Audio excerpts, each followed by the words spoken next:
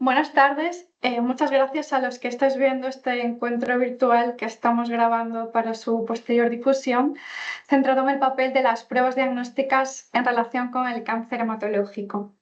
Me presento, soy Ivana, psicóloga de Asotrame, y somos la Asociación Gallega de Personas Afectadas por un trasplante de médula ósea y enfermedades oncohematológicas.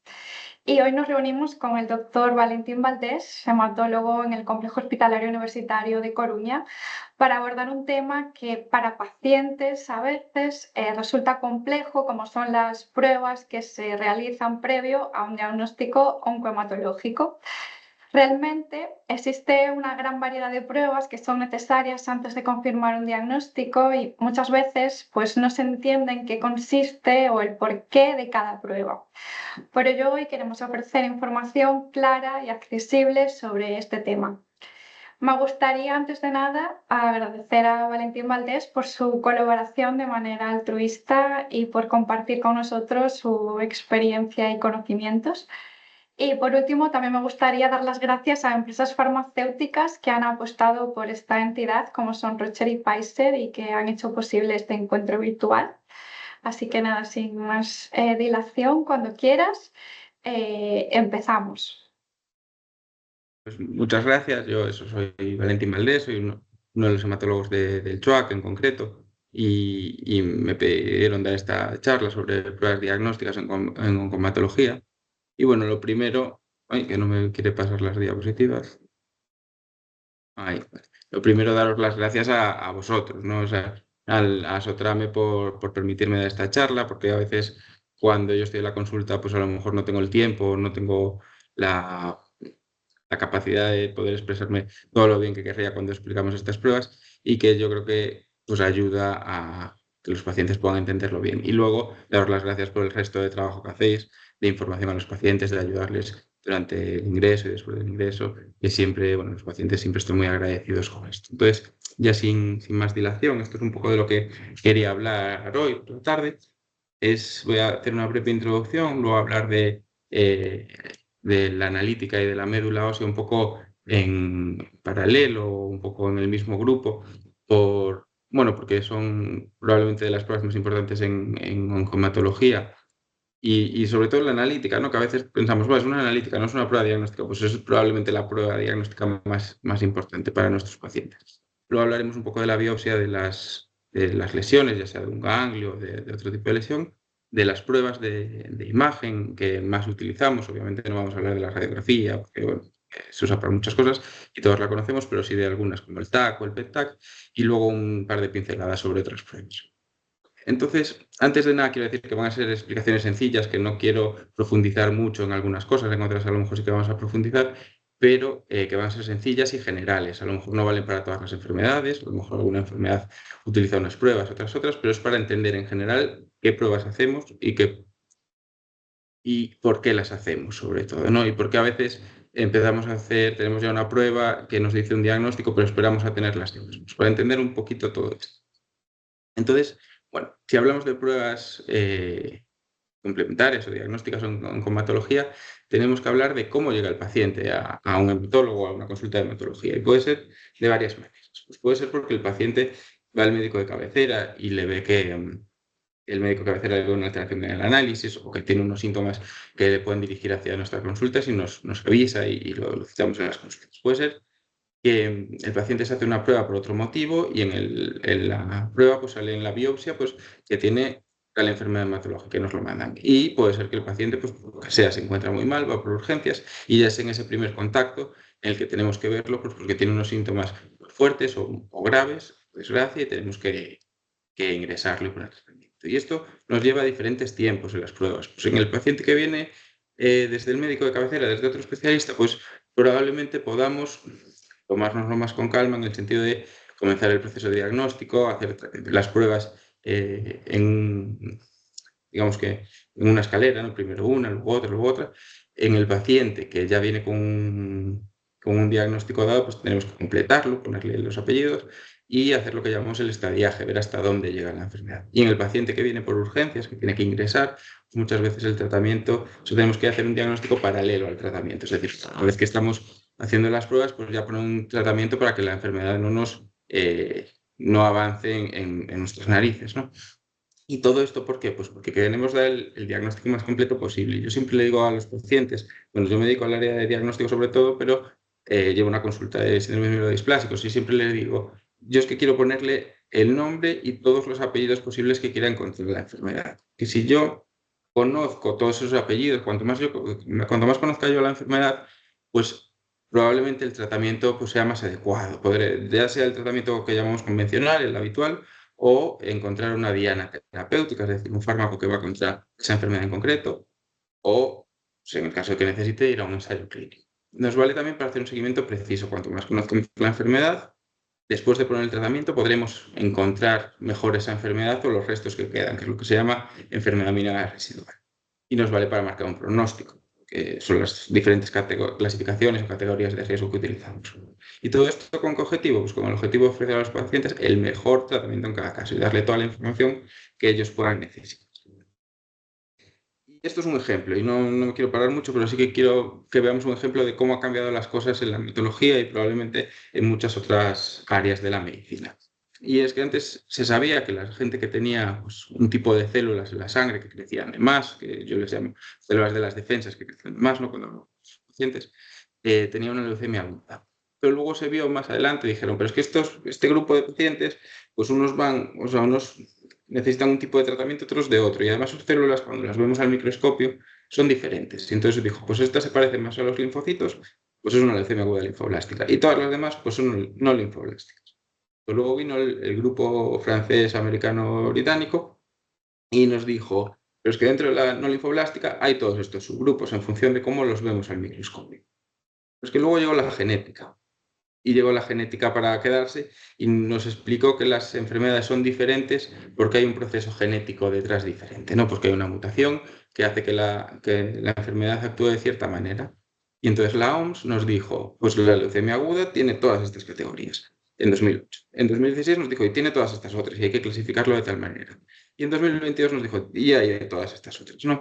Y luego en 2022 aparte apareció otra clasificación distinta de otros expertos que nos dijo que mejor clasificarlos de esta manera. No, esto no es para que os quedéis con ello, pero sí para que veáis pues, nuestra sensación al tener que diagnosticar a un paciente, que es necesitamos muchísima información, que cuanto más sepamos, mejor vamos a organizar el tratamiento. Y es que es todo eso que os puse solo hablando de leucemia mieloblástica aguda, que es un tipo de leucemia, y no de todas las otras enfermedades hematológicas que tenemos. Hay un montón de grupos, hay un montón de subgrupos, y necesitamos encontrar la manera de mejor diagnosticar esa enfermedad para dar un mejor tratamiento, ¿no? Es eso, necesitamos pruebas potentes para adecuar el tratamiento, poder hacer un seguimiento preciso y marcar un pronóstico. Y todo ello para ofrecer el mejor tratamiento y dar la mayor información al paciente. Es decir, yo pongo todas las cartas sobre la mesa al inicio para luego, si necesitamos más tratamientos o no necesitamos, pues poder adecuarnos lo mejor posible.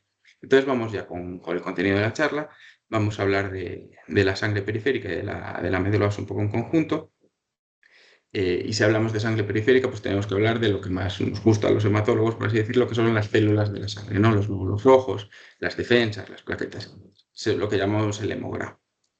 Y así es como se ve en el SERGAS un hemograma pues, ¿no? Y nos permite cuantificar las células de la sangre. Nos las clasifica y nos las cuantifica. Y habrá parámetros dedicados a los glóbulos rojos, parámetros dedicados a las plaquetas, parámetros dedicados a las defensas, entre comillas, porque defensas hay muchas, pero nos permitirá pues saber lo que está ocurriendo, ¿no?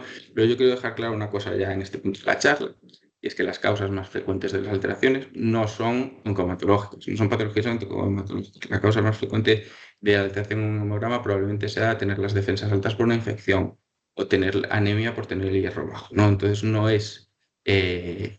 vayamos a la app del SERGAS a mirar nuestra analítica y decir, uy, tengo un asterisco que estoy muy malito. Pues no es así. Pero sí que en nuestro caso es muy importante el hemograma.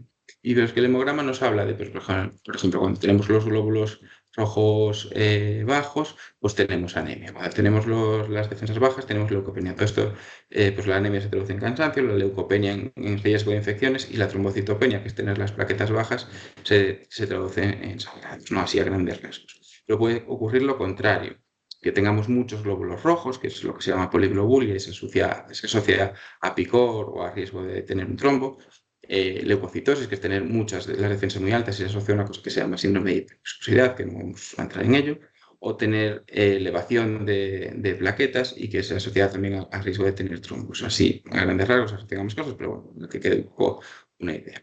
Y volviendo a otro ejemplo, pues esta analítica, que no nos vamos a parar en ella, pero lo que tenemos es un aumento de las defensas, una anemia y una baja de plaquetas. Y es una persona que se fue diagnosticada después de una leucemia mieloblástica, que es una enfermedad que tenemos que tratar rápido y que tenemos que tratar de forma potente. Pero este paciente que tiene una subida de defensas y que tiene anemia, tiene una leucemia neutrofílica crónica, que es otra enfermedad totalmente diferente que no hay que correr para poner un tratamiento.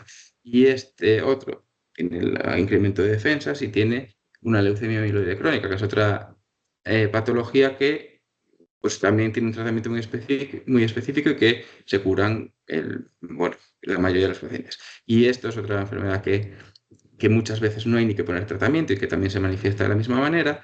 Y esto es otra enfermedad que, bueno, que algunos tienen que poner tratamiento y otros no. Entonces, es decir, si todas las analíticas se nos parecen, que todos tienen una elevación de defensas, ¿cómo diferenciamos una enfermedad de otra? Pues la propia analítica nos ayuda y lo que hacemos nosotros es coger una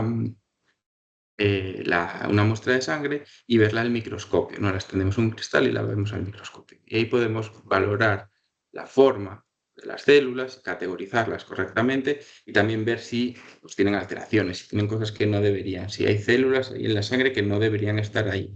Y es bueno, un poco lo que nosotros vemos, ¿no? Y lo vemos así, con un microscopio, y vamos categorizando las diferentes formas de las células, las diferentes categorías de las células, y nos permite, pues en los casos de antes, pues diferenciar por qué cada una de las enfermedades es diferente si lo que teníamos era un incremento de defensas. Y ahora, bueno, menos mal, porque nos ahorra muchísimo tiempo, tenemos programas que lo que hacen es fotos de las células y nos las clasifican y nosotros tenemos que revisar y ver lo que está ocurriendo, más que simplemente mirar al microscopio y estar bastante tiempo mirando y buscando una célula una a una y tal. Nos ahorra bastante tiempo. Pero no todo es el frotis. Y podemos hacer otras cosas de la sangre. Podemos hacer lo que se llama un inmunofenotipo, que es a lo que me dedico yo en concreto. No me quiero meter en esto, que podría estar hablando varias horas solo de esto, pero sí que explicar un poco qué es. Y lo que es que mediante un programa informático analizamos las células y nos ayudan a diferenciarlas de las normales de las patológicas, que no vemos la forma, vemos su composición, vemos qué proteínas tienen, ¿no? Y aparte nos permite analizar muchas más células a la vez, no analizar, con el frotis veíamos entre 100 y 500 y aquí podemos llegar hasta 10 millones. Y aparte, como sabemos qué proteínas tienen, la célula que estamos buscando y la célula que consideramos mala, ¿no? Pues podemos ver que si tiene tal proteína, pues nos puede servir para atacar a la célula tumoral o cancerígena, ¿no? La célula maligna. Nos vale de diana. Si yo conozco que la célula tiene tal proteína en su membrana o en donde sea, si tiene tal proteína, si yo pongo un arma contra esa proteína, puedo atacar a esa célula, ¿no? Y esto ha cambiado la manera de hacer hematología y oncología, bueno, un montón de especialidades, que es la inmunoterapia. Si yo puedo dirigir mi tratamiento solo a lo malo, pues no tengo que poner tratamientos tan agresivos y a lo mejor que pueden ser menos eficaces. Obviamente, esto es un concepto general y hay casos y casos, ¿no? Pero ha cambiado un poco la manera de trabajo. Y así es como el protocolo que se analiza y cómo se ve, pero bueno, no me voy a parar en esto. En general, el frotis nos habla de la cantidad de células, si hay de más, si hay de menos, y nos habla de la forma de las células, si esta tiene un tamaño mayor, si la membrana, lo que la rodea es diferente, bueno. Y el inmunofenotipo nos habla también de la cantidad y de la composición, qué proteínas tiene. Y luego podríamos hablar de la genética, que no voy a hablar aquí de la genética, luego ya hablaré un poquito más, pero sí que si habéis recibido un trasplante de médula ósea o vais a recibir un trasplante de médula ósea o tenéis algún familiar que está en ese proceso, probablemente os hagan esta analítica, que es una analítica que mediante un estudio genético vemos si dos personas sus médulas son compatibles y también que nos da muchísima información, nos ayuda a organizar los trasplantes, a buscar cuando no hay dentro de la familia pues gente compatible fuera, es decir, es una de las pruebas en el trasplante más importantes. No me voy a parar, pero simplemente para que sepamos que también se hace de una analítica, que a veces consideramos eso, que la analítica pues no es una prueba como las demás, ¿no? Pero luego volvemos a la genética. Sobre el estudio de médula ósea, pues lo mismo. Muchos de los que escuchéis esta charla a lo mejor habéis tenido que recibir esta prueba. Y bueno, y es una prueba que obviamente no gusta. Es una prueba que, si me preguntáis, yo no puedo deciros si es dolorosa o no. Tengo la experiencia de hacerla y de ver lo que se pueden quejar o no las personas. Y hay gente que le molesta mucho y hay gente que casi no le molesta nada. Bueno, entonces en eso es un poco complicado decir, pero sí que es una prueba muy sencilla. Es una prueba que se hace normalmente en una consulta o incluso en la cama de hospital, pero no tenemos que ir a un quirófano a hacerla y no tenemos que hacer en general anestesia general, que muchas veces pues, tiene sus riesgos, ¿no? Se pone anestesia local, se duerme bien la zona y con una agujita se coge un poco del líquido de dentro del hueso, de este hueso, de la zona de la cresta ilíaca, del hueso de la pelvis, o en el externo. En Coruña, en concreto, pues somos más, o sea, lo hacemos más en el hueso de la pelvis, pero por costumbre más que por otra cosa, no porque una sea mejor que la otra. Y eso, se coge un poquito del líquido y un trocito del hueso. Y es tan poquito lo que se coge que no hace falta ni puntos, ni hacer curas los días siguientes. Simplemente pues una serie de recomendaciones como no hacer esfuerzos grandes, mantener el apósito que se os pone pues, durante 24 horas. Y es molesta en el momento, pero luego en general nos suele dar mucho dolor los días siguientes. Y por eso tiene muy poquitas complicaciones. Lo que puede pasar es que se nos forme un hematoma o que nos sangre un poco, pero no una complicación grave, o bueno, es excepcional una complicación grave, y es muy rápida en el momento que se hace, pues son 5 o 10 minutos y luego pues nosotros aquí lo que hacemos es observar al paciente, tenerlo en la sala de espera otros 10 minutos y si va todo bien, pues se puede ir para casa. Y nos da muchísima información. Y es que es verdad que nos da muchísima información porque nos da la parte sólida, la que consideramos la biopsia de médula ósea como tal, ¿no? El trocito de hueso, y la parte líquida, que es como una analítica. Es decir, lo que sacamos es como una analítica y podemos hacer lo mismo que la analítica, ¿no? Sobre la parte sólida, pues los resultados nos los da otro compañero del hospital, el anatomopatólogo que se llama, y es clave en muchas enfermedades oncomatológicas, en especial los linfomas, puse aquí, pero bueno, también otros como los síndromes mieloproliferativos, muchos otros, ¿no? Y nos permite ver la arquitectura de la médula, ver qué células hay, si hay de más, si hay de menos, etc. Y sobre la parte del aspirado, pues nos da muchísima información también, que nos permite hacer poquito lo mismo que hacemos en la sangre, ¿no? Hacer un frotis, verlo con un cristal al microscopio, que nos ayuda a diagnosticar, sobre todo, y hacer un seguimiento, hacer el inmunofenotipo, lo que vimos de las proteínas, de las células, ¿no? Y nos ayuda también a diagnosticar, a clasificar y hacer un seguimiento muy preciso, porque sabemos las diferencias entre las proteínas de la célula normal y de la célula enferma. Entonces, después de poner un tratamiento sabemos si quedan de células enfermas o no.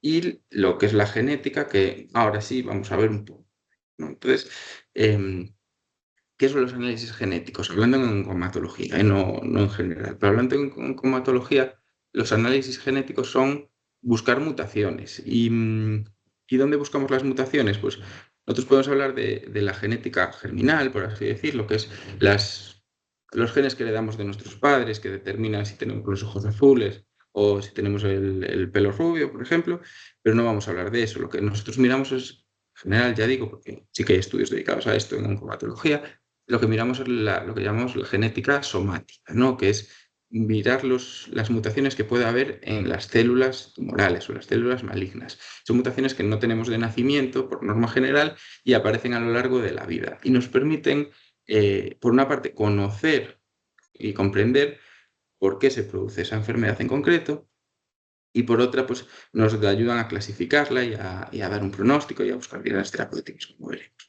Y se pueden hacer un montón de cosas. Se puede mirar qué forma tienen los cromosomas, si hay de más, si hay de menos, si hay dos cromosomas que se han fusionado entre ellos y están haciendo pues, que la enfermedad aparezca, si hay una mutación en un punto concreto del ADN. Eso a día de hoy se puede hacer y se pueden encontrar pues, un montón de cosas, ¿no? Y cada día más y cada día va a estar más en auge. Y nos ayuda a eso, pues nos ayuda al diagnóstico y la clasificación. Todas esas listas que os puse al principio están basadas todas en la genética a día de hoy, o casi todas.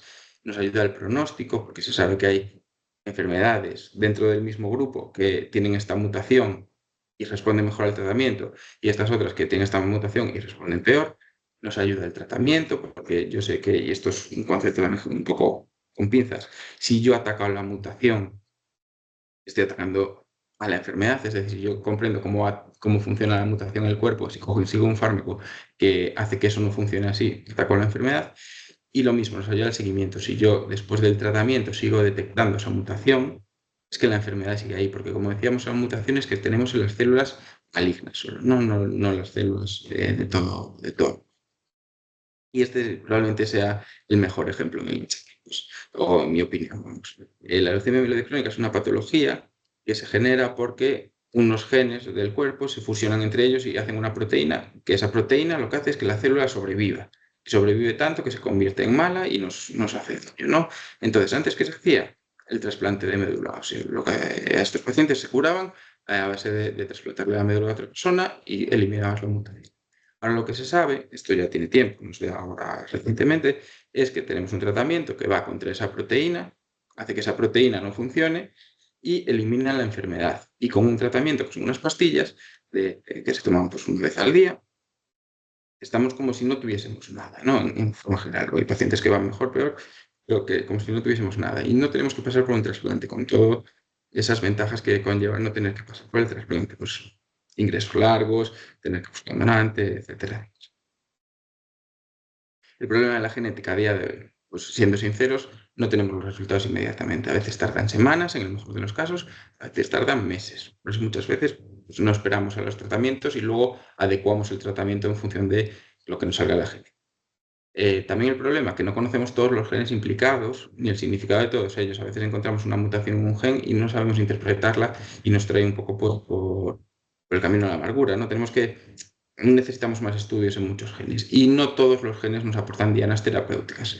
No hay fármacos para todas las dianas y algunos fármacos que estaban pensados para esas dianas, pues a lo mejor no demostraron ser tan útiles como parecían, ¿no? Entonces es un campo en investigación y bueno, hay que seguir ahí y seguirá probablemente. Y luego ya entrando en otro tipo de pruebas fuera de la médula ósea y de la sangre, pues hablar de la biopsia ganglionar o otras lesiones, que es bueno, es como se diagnostican en general los linfomas, ¿no? Y hay varias maneras de hacer una biopsia. Yo aquí puse las dos principales, ¿no? Que es la biopsia excisional, que es quitar la muestra entera, es decir, si tenemos un ganglio, quitar el ganglio entero, si tenemos una lesión, por ejemplo, en la barriga, pues quitarla. O la biopsia guiada por imagen, ¿no? Que lo que hacen es, se hacen una ecografía o un TAC y con una aguja que se llama gruesa, pero que es una aguja, a fin de cuentas, cogen una muestra de la lesión, ¿no? ¿Y qué diferencias hay? Pues la biopsia excisional se hace en un quirófano normalmente, la hacen aquí en Coruña los cirujanos generales o los otorrinos normalmente, que puede requerir anestesia general en función de dónde esté localizada y en general es más agresiva que la otra, ¿vale? Porque si hay una lesión que es más interna, pues a lo mejor hay que hacer cirugía más grande, etc.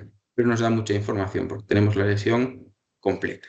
La biopsia con aguja gruesa guiada por imagen, pues es más accesible siempre que haya profesionales formados.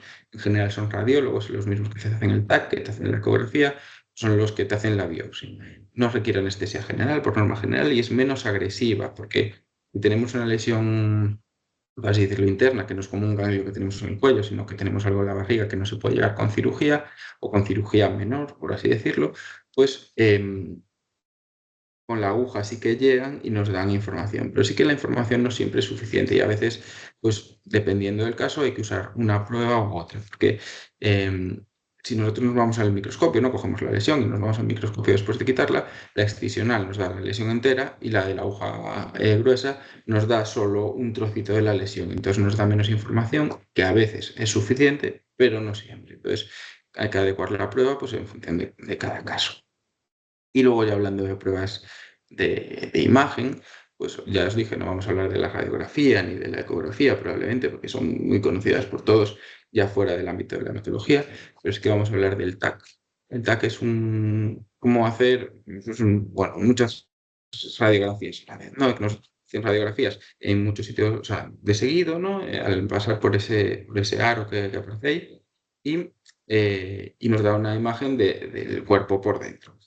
nos permite buscar dónde se encuentran las lesiones, saber dónde hacer una biopsia, por ejemplo, o si sabemos que tenemos una lesión aquí en el cuello, pues vemos en qué más sitios hay, nos permite marcar un pronóstico, eso que llamamos estadiaje, y nos permite planificar el tratamiento. Es decir, pues si solo está en pues, esa lesión en el cuello, a lo mejor podemos dar un tratamiento localizado, pero si está en más sitios, que por desgracia es lo más habitual, por ejemplo, los linfomas, tenemos que dar quimioterapia. Nos permite hacer un seguimiento también, porque si tenemos un TAC antes de empezar el tratamiento y otro después, vemos cómo ha cambiado, si han desaparecido las lesiones, o si han crecido, si han desaparecido pero no del todo. Bueno, eso nos permite hacer un seguimiento. Tiene la ventaja de que es rápida, ¿no? Casi todos los hospitales tienen un TAC y no suelen tener mucha espera en general, sobre todo en estos casos, ¿no? de enfermedades oncomatológicas, y luego tiene otros usos como buscar infecciones u otras enfermedades. ¿Cómo se ve? ¿No? Pues vemos esto, digamos que son lo que llamamos cortes, ¿no? En los diferentes puntos en los que ha pasado la máquina de TAC, y nos dan diferentes imágenes y tú puedes ir subiendo, bajando, ver cómo se relaciona una estructura con otra, bueno, nos da mucha información en ese sentido. Y luego el PET. El PET TAC es una mezcla de dos tecnologías, el TAC, que es lo que vimos, con el PET, que es una técnica que lo que utiliza es un radiofármaco. El radiofármaco es una palabra muy rara, pero básicamente es un azúcar marcado, ¿no? Es un medicamento que es de base de azúcar, y los órganos que más consumen azúcar, pues ese azúcar irá a ellos, ¿no? Y no solo los órganos, también los tumores, que como necesitan mucha energía, pues gastan mucho azúcar. Entonces, las imágenes que tendremos, pues nos da este azúcar dará una señal en las zonas donde pues más actividad hay, ¿no? Entonces, los tumores, como tienen mucha actividad, pues se verán zonas muy activas. Y aparte, no solo si son más activas o no, podemos mirar cuánto de activas están. Entonces, podemos ver cómo vamos respondiendo al tratamiento. Si hacemos un PET al inicio y esto es un número sin venir a nada, pero decimos que está activa un 5 y luego está activa un 1, es que tiene menos actividad y va mejor, o activa 0 es que, bueno, que ya no está bien, ¿no? Pero bueno, es un número de ejemplo que no tiene que ver con ninguna enfermedad. Y eso nos permite hacer un seguimiento. Y así es como se vería, pues como una imagen de TAC, ¿no? Y es la última de las 3 imágenes, que si nos fijamos en el circulito azul, pues tiene muy poca captación porque está muy azul, ¿vale? Lo de dentro está con poco naranja, y en el circulito rojo, que es una lesión que sí que capta más, pues tiene más naranja. Pues así es como lo vemos, ¿no? Esa lesión más fuerte, pues consume más azúcar y entonces somos capaces de... Luego ya pues la resonancia, que tiene la ventaja con respecto a las otras dos pruebas, que no produce radiación, es, por así decirlo, inocua, menos agresiva, pero que no es la prueba más importante en hematología. Es muy útil para descartar cuando una enfermedad nos puede afectar al cerebro o a la médula espinal, pero poco más en general en hematología, ¿no? Y además tiene ciertos problemas, que es sobre todo una prueba lenta, de que estar mucho tiempo ahí tumbado. La máquina tiene un alto coste y no todos los hospitales, o sea, todos los hospitales tienen acceso a ella, pero no siempre está en el propio hospital en el que nos están tratando, nos están diagnosticando. Es difícil a veces de interpretar, y necesitan radiólogos muy bien formados para interpretarla. Y luego para el paciente, pues que puede generar claustrofobia, porque son muchas horas, o sea, mucho tiempo metidos en la máquina. Y luego que no, como funciona por magnetismo, no funciona por radiación, no admite materiales metálicos, y por ejemplo la gente con marcapasos pues no lo puede usar. Es un poco las diferencias. Y luego otras pruebas, ya para acabar, pues la punción lumbar, por ejemplo, nos ayuda a mirar el líquido que rodea el cerebro y la médula espinal, y nos permite, que no tiene nada que ver con la punción de médula ósea, ¿no? Pues a veces por los nombres nos confundimos, y nos permite mirar el líquido del cerebro, o sea, mira si hay afectación del cerebro y de la médula, y nos permite también poner tratamiento, porque de la misma que quitas el líquido, pues si hay enfermedades que necesitan tratamiento a ese nivel, pues lo podemos poner. Y luego la toracocentesis o paracentesis, que básicamente es quitar líquido del pulmón, o sea, de la cavidad que rodea el pulmón más bien, y del abdomen, pues lo mismo, nos permite dar diagnósticos de si esa zona está afectada por las enfermedades, y nos permite aliviar los síntomas también, pues en esas personas que tienen mucho líquido, que les está, por ejemplo, no les deja respirar bien. Entonces, en definitiva, tenemos un montón de pruebas y todas las pruebas, pues a lo mejor no todas en una enfermedad en concreto, pero todas las pruebas son necesarias y a veces tenemos que esperar al resultado de todas ellas o de muchas de ellas, pero un diagnóstico preciso y poder darle un tratamiento dirigido a los pacientes con el objetivo de tener los mejores resultados posibles, ¿no? Y nada más, pues muchas gracias y quedo a disposición tuya para todas las preguntas que tengas para hacerme. Muchas A ver. gracias, Valentín. Sí que es cierto que tengo unas cuantas preguntas de pacientes. Creo que algunas más o menos ya se han comentado, pero bueno, ahora las explicamos con mayor detenimiento, ¿no? La primera, por ejemplo, de las pruebas que presentaste hoy, realmente me preguntan cuál es la que tiene un mayor riesgo o a lo mejor la que tiene los efectos secundarios más adversos. Bueno, pues probablemente riesgos, pues todas tienen, ¿no? Porque al final en medicina todas las pruebas y tratamientos tienen riesgos de efectos secundarios, pero a lo mejor la biopsia excisional, si es una lesión que no se puede acceder muy bien a ella, ¿no? Pues tiene más riesgos, pues el riesgo de si tenemos que llevar una anestesia general, el riesgo de al final de una operación, ¿no? Luego efectos secundarios, pues eso, pues probablemente eso. Sí que es verdad que a lo mejor cuando nos viene a la cabeza la biopsia de médula ósea, pues muchos pacientes se asustan mucho, bueno, porque al final pues eso es la anestesia local y el paciente en la mayoría de casos está despierto, entonces a veces pues es molesta, siente dolor, pero en efectos secundarios, por ejemplo, no es tan, tan complicado o tan difícil. De hecho, los efectos secundarios de esa prueba son mínimos. Entonces, bueno, yo diría que más hacia las biopsias de ganglio, cosas así, dentro de que también son seguras, que no quiero desmerecerlas. Bueno, un poco ya relacionado entonces con la segunda pregunta, realmente me preguntan qué tan doloroso o incómodo puede ser la biopsia de médula ósea, si necesita la anestesia o algún tipo de preparación previa. Y también preguntan qué debo hacer si tengo dolor o efectos secundarios después de la biopsia. Vale. Pues mira, de cuánto doloroso es un poco lo que dije. Yo a lo mejor no soy quien para juzgarlo porque no la he recibido, ¿no? Y entonces a lo mejor alguien me escucha y dice, pues no tiene ni idea porque a mí me ha dolido muchísimo, ¿no? Pero sí que es verdad que la experiencia haciéndola, tú ves a gente de todo tipo. Y hay gente que le duele mucho, hay gente que no le duele absolutamente nada y al final también influye mucho como de, entre comillas, preparados vamos, ¿no? Pues hay gente que ya viene muy nerviosa y nos duele más cuando nos la hacen y hay gente que está más tranquila y les duele menos.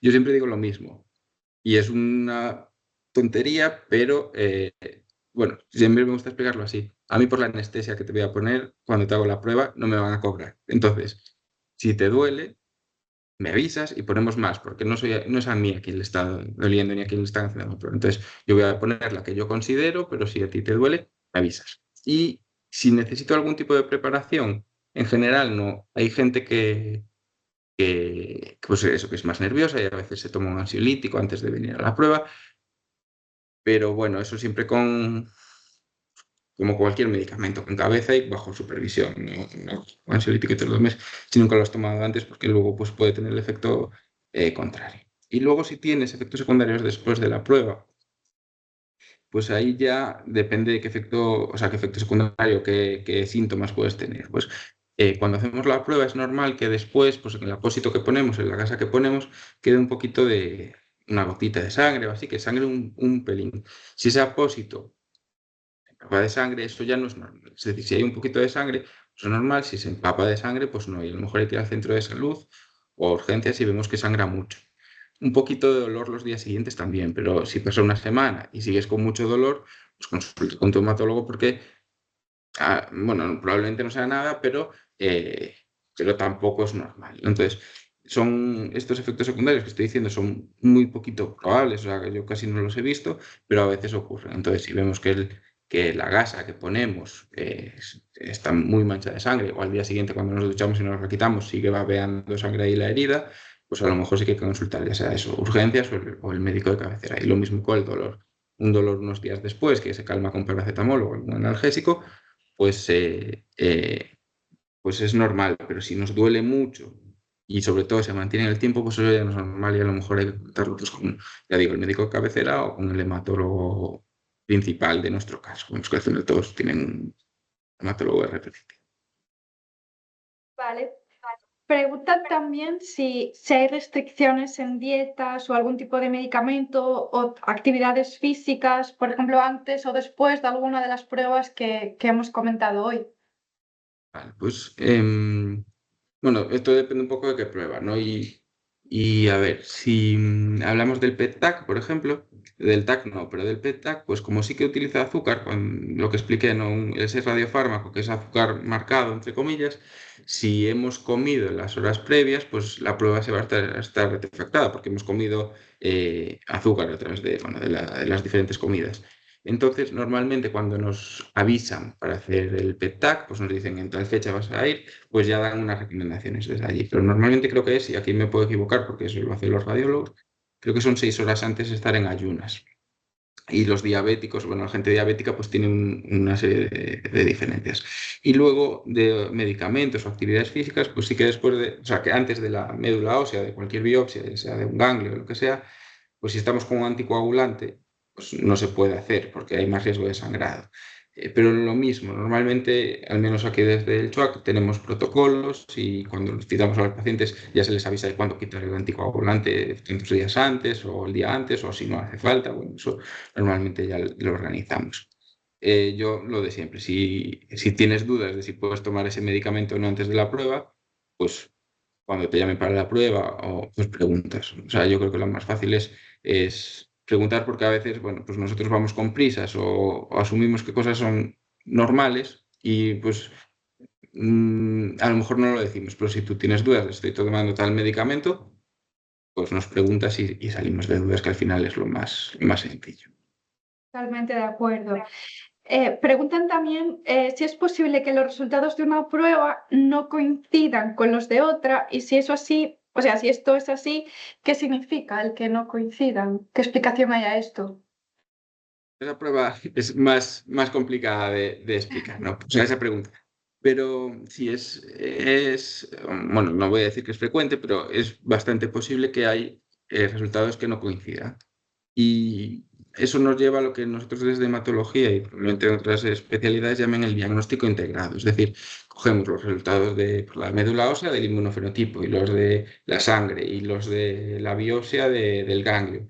Y hacemos, bueno, el hematólogo en concreto que ve a cada paciente, pues integra todos los datos y dice, pues aunque este estudio pues parezca que sea tal enfermedad, en realidad todos los demás apuntan a esta, ¿no? Y es habitual porque al final con cada prueba estamos viendo una parte de la enfermedad, no lo estamos viendo en su conjunto. Entonces integramos todo. Normalmente lo más habitual es que todo coincida, pero es posible que no. Y a veces eso, pues, bueno, al final el médico que lleva a cada paciente, pues es el que tiene la última palabra y el que integra los datos. Y a veces si no coincide exactamente, pues o hay que repetir pruebas o hay que ponemos el tratamiento y luego vemos y repetimos las pruebas después del tratamiento y vemos si algo se asocia o no. Bueno, al final hay que coger la enfermedad en conjunto y todas las pruebas en conjunto. No es que una mande más que otras. En algunas patologías sí, si hablamos de leucemia, por ejemplo, la prueba de la médula probablemente sea la más importante, pero hay que coger dentro de la médula pues cada estudio de los que podemos hacer, pues unirlos, ¿no? Y dar un diagnóstico en común que últimamente, pues con tantas pruebas y con tantos estudios, cada vez se hace más complicado, pero en beneficio de los pacientes, ¿no? Bueno, para que tengamos el diagnóstico más preciso, ¿no? Vale, muy bien.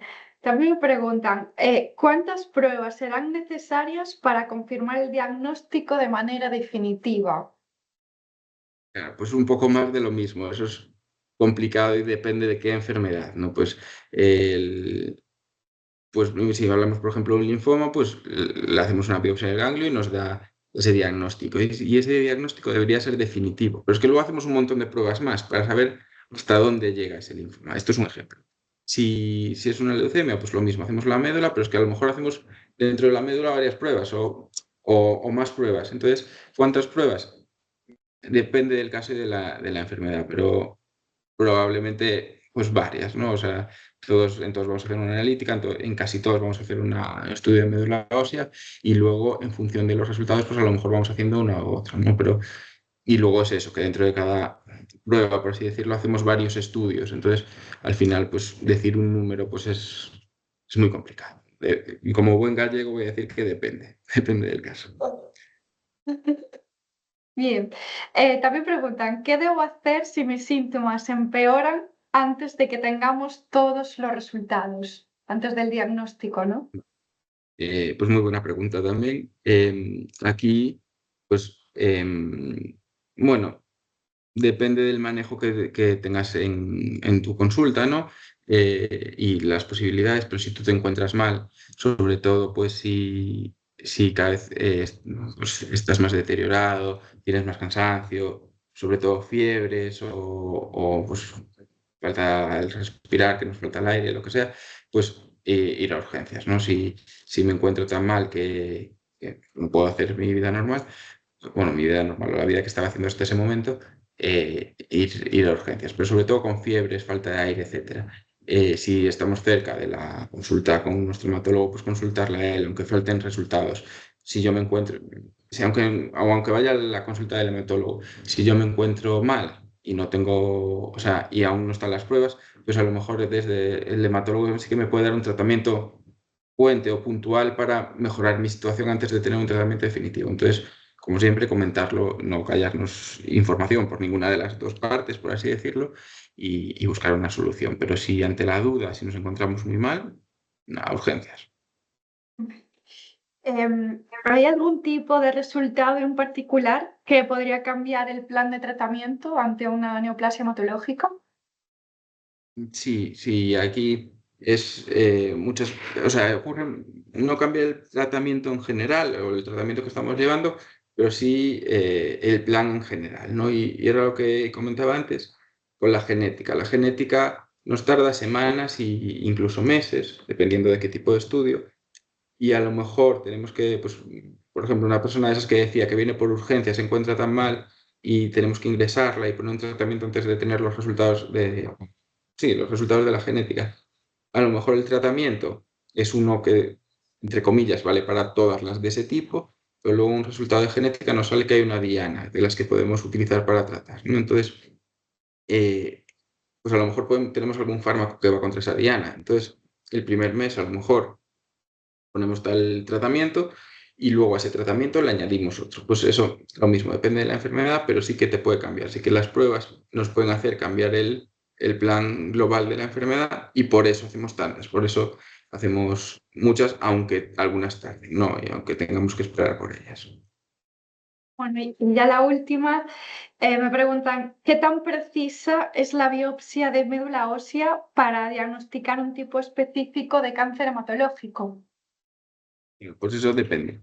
Por ejemplo, si hablamos de linfomas, muchos linfomas no afectan a la médula ósea. La tenemos que hacer igual, la prueba, o muchas veces la tenemos que hacer igual, pero para asegurarnos de que está limpia, de que no tiene enfermedad ahí. Entonces, para diagnosticar un linfoma, yo diría poco específico. Para diagnosticar, por ejemplo, una leucemia, pues es la clave. Es si no tienes un estudio de médula ósea. Cuando hablo de biopsia, me refiero al estudio en general, no solo a la parte sólida, como decía la chava. Si el estudio de médula ósea es, pues en ciertas enfermedades muy preciso. Y sin ese estudio, bueno, puedes pensar qué es lo que está ocurriendo, pero sin tenerlo no puedes confirmar el diagnóstico. A veces, a veces entre comillas, falla, a veces no te da tantos datos como querrías, pero en general sin ese estudio muchas veces no puedes poner un tratamiento definitivo. Y en hematología, en casi todas las enfermedades, es necesaria la biopsia, ya sea eso, para confirmar el diagnóstico o para al menos saber que la médula ósea no está afectada, que muchas de nuestras enfermedades se esconden allí. Entonces, es una prueba, yo diría que es de las más, la analítica y esa de las más importantes para nosotros. Wow, pues nada, Valentín, me queda agradecerte, darte las gracias por explicarlo además de una manera creo que dinámica y sobre todo con un lenguaje tan accesible que es algo que se agradece para los que no pertenecemos al ámbito eh, perdón, hematológico, ¿no? Entonces, muchísimas gracias por tu aportación y por tu colaboración.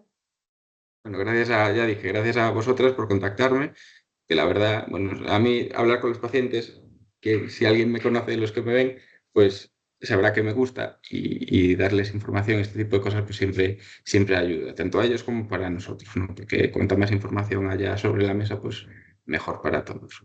Entonces, nada, muchísimas gracias a vosotros en realidad.